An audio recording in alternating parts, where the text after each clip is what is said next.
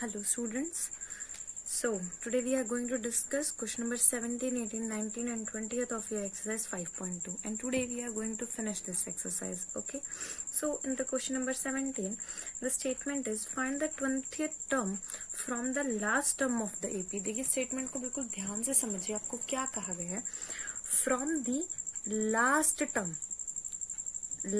term of the AP. From यानी आपको पीछे से देखनी. अगर कोई भी चीज आप यहां से स्टार्ट कर रहे हैं तो इसका मीनिंग ये आपका ए बन जाएगा. ये आपका क्या बन जाएगा? ए. ठीक है. तो सॉल्यूशन एपी आपको गिवन है 3, 8, 13, 253. Okay. From the last term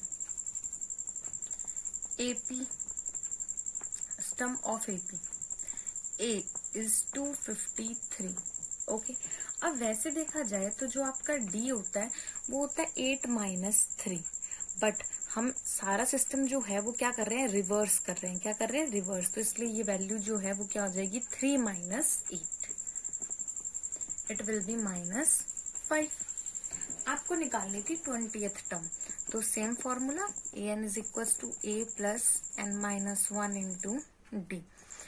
तो 20th टर्म यानी a20 a is 253 plus n minus 1 19 into में d यानी माइनस 5. इट विल बी 253 और ये कितना हो जाएगा आपके पास? Minus 95 and this is equal to 158. ठीक है. ये आपके पास कितना हो जाएगा? 158. ओके. राइट. तो ये आपके 20th टर्म आ गई. तो यहाँ पे आप लिख दीजिए hence 20th term of AP is 158. ये आपकी क्या हो जाएगी? 158.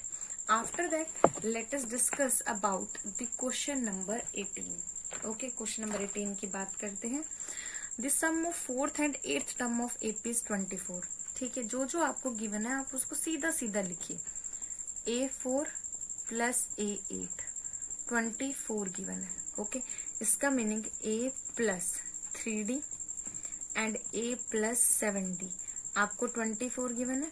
यहाँ से ये हो गया 2A plus 10D is equal to 24. Write it as the first equation. ये आपको गिवन है. राइट है given. Okay. After that sum of the 6th यानी A6 A10 ये कितना गिवन है? 44. It means A plus 5D A plus 9D 44. Here 2A plus 14D आपके पास हो जाएगा 44. Write it as the second equation. Now subtracting equation first from second. अब subtract कर दीजिए. 2A plus 14D is equal to 44 and 2A plus 10D is equal to 24. Okay. Plus minus it is plus it becomes minus. 4D will be 20 and D is equal to 5. यहाँ से आपकी D की value 5 आ रही है. Okay. आपको 3 terms निकालने. अब A find out कर लें. Put in first. ये हो जाएगा 2A plus 10 into 5 is equal to 24 and 2A is equal to 26 with the negative and A is equal to minus 13. ठीक है. A की वैल्यू क्या आ जाएगी? माइनस 13. सिंपल कैलकुलेशन है. ठीक है. आप वैल्यू पुट कीजिए बहुत इजीली निकल जाएगा. After that hence 3 terms of AP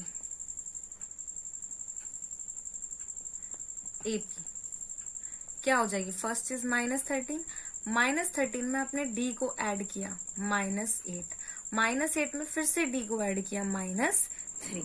तो ये आपकी क्या आ गई? ये आपकी तीनों टर्म्स आ गई. ठीक है. जो कि आपको फाइंड आउट करनी थी. After that let us talk about question number 19. Question number 19 क्या कहता है? That is Subba Rao started the work in 1995. ये सिर्फ आपको कंफ्यूज करने के लिए दिया गया है. At an annual salary of 5000। अब जो स्टार्टिंग थी वो कितने पे थी? 5000 पे, यानी ये आपका ए है। आप यहाँ लिखेंगे starting salary, starting salary is 5000। यहाँ लिख दीजिए first term. Okay, received an increment of 200 each year, right? Increment 200, okay, rupees 200। एक बात आपको ध्यान रखिए, देखिए पहली बार 200 जब था तो हर साल हो रहा है, तो पहले साल 5200, दूसरे साल 5400। In which year did his income become 7000, right? For first year, for first year कितनी हो जाएगी? 5200।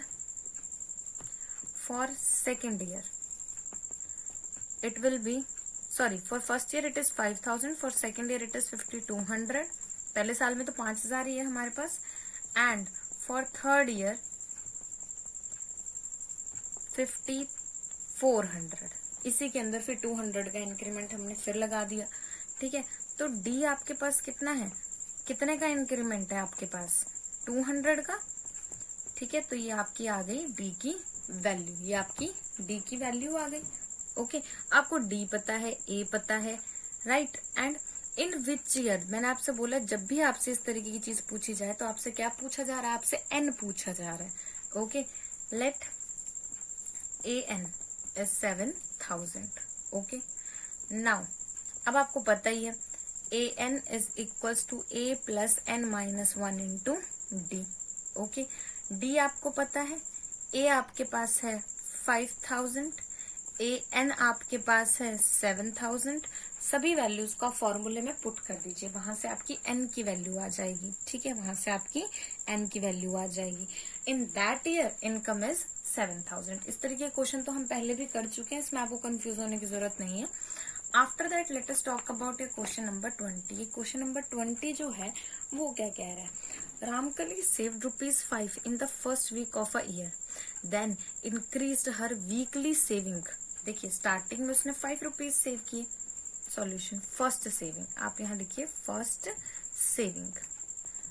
Okay, ₹5 increased her weekly saving by 1.75। Okay, increment और इंक्रीज सेविंग आप लिख सकते हैं ₹1.75। nth वीक के अंदर saving becomes 20.75। Okay, in nth week saving becomes 20.75। Okay, अब वही बात है, फाइंड एन। इसने तो सीधा सीधा कहा है आप एन की वैल्यू निकालिए। ओके, और जितने का इंक्रीमेंट होता है वो आपका क्या होता है बच्चे? वो आपका डी होता है। ये बात आपको ध्यान रखनी है, ठीक है? Now a n is equal to a plus n minus 1 into d. अब ए एन कितना है? 20.75। ए कितना है? 5। एन आपको निकालना है, डी कितना है? 1.75। Now calculate it.